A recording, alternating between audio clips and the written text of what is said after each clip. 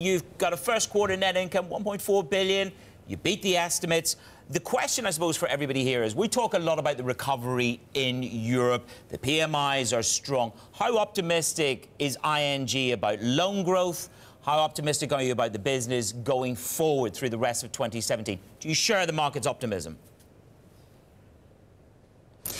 Yeah, I must say we are optimistic. At the same time, it's not so much the market what we would be looking at. I rather look at the amount of clients. I mean, it has gone up from a total of 36 million is the total in terms of clients. And if you look actually at primary clients, it's 9.85.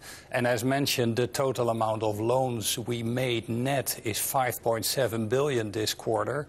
And customers are fairly happy. If I look at in 8 countries, we are the top retail bank in terms of NPS. So we do see client growth on our side, and that's really the part of, following the financials. That's really the part what makes me happy, and I'm optimistic about that part.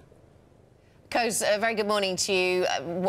Congratulations on your new role. Can I ask you about the investment that ING has made in digitization? When does that start to bear fruit? And are you sticking to the cost guidance, the Ambition 2020 cost target that you've attached to the business, or does the digitization program threaten that cost assumption? No, I think overall digitization is both an expense factor. What we said in the last quarter is in total we will set aside 800 million to invest in further digitization. But in the end, it will make work cheaper and it results in a better delivery for our clients. So we expect by 2020 that we will have 900 million lower cost following the investments we are making right now. And at the same time, we are working hard to make sure that the customer gets a nicer delivery. And I mean, results of that, they should already come now. And as we speak, improvement of digital services, what we did this quarter is we said, let's use blockchain for some of our commodity trade finance. So you take a lot of the paperwork out. So over the years, you should see more of these friendly things for benefiting our customers as well. I'm just looking at capital. You are comfortably there with a Common Tier 1 equity ratio of 14.5%. And I suppose the debate is the potential for higher payouts to shareholders versus, let's say, acquisitions, banking up more and more capital. Where are you with that debate? What can you say to shareholders in terms of capital retention versus payout?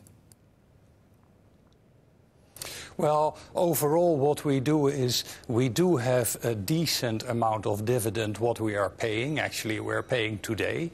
But also, we have to make sure that the 14.5 is a nice number. But we still have Basel 3.5 to be finished. We have IFRS 9 coming, and we need to analyze that as well. Because what we like to preserve is that we can pay a longer-term progressive dividend over time. And you need to have the adequate buffers, but we need to get some of the regulatory uncertainty out of the way. And that is not quite done yet. And that is why it's very difficult to make one specific capital target right now. Yes, and on the subject of capital, Koos, how concerned are you about the Basel IV process? In particular, the rules around capital floors. The US and the EU have not been on the same page on that particular question, although we've been reporting this week that perhaps the US is coming more towards the European view. How optimistic are you that common ground will be found on capital floors? You know, I hear as much stories probably as you do on this, like who says what and where are we right now in the process of negotiating, and is there a floor or are there exceptions? And then the next step is, even if Basel agrees, then the question is to what extent will also the European Union accept this or adopt this? So for us, it's very difficult to navigate on this. The only thing what we do is we are a bit cautious in pricing longer dated assets. That's the only way how you can navigate that uncertainty. But for the rest, we have not more insights than you have probably. Navigating the uncertainty of capital. You'll be a lucky CFO if you get the envelope to tell you where the top end of what capital you've got to store up. Let's talk about the business and expansion. We mentioned Turkey when we were introducing to you. Do you still harbour ambitions? Is the management, you're just settling into the seat there, but are the ambitions still to grow in Turkey, given the geopolitical unrest, given the social unrest? Is that still a market ambition alongside Poland?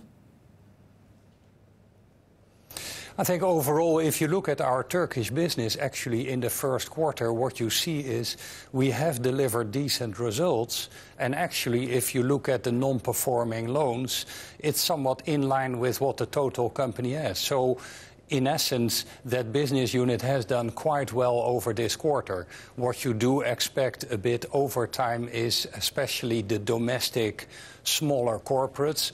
They will maybe have some more difficulty, but we have not seen anything in the first quarter in that kind. So in that sense, we are happy with the business, the way how it's running right now.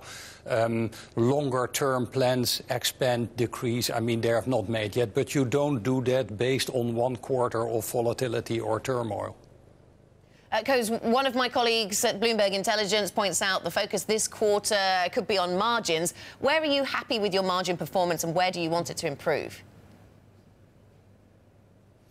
Well, overall, what you see is that our margins, they are fine, but at the same time, note that we are dropping our savings rate on the retail side, and that is supporting the margins quite much. Now, retail savings rates, they are approaching somewhere by the end of this year. If things would continue as they do right now, then they are getting more closer to zero. So by that time, you cannot probably support your margins by lowering savings rates. So that is, I think, longer term, the more strategic part on the margins where we need to look at. And that is why banks in general are hoping for a modest increase of interest rates rather than a decrease.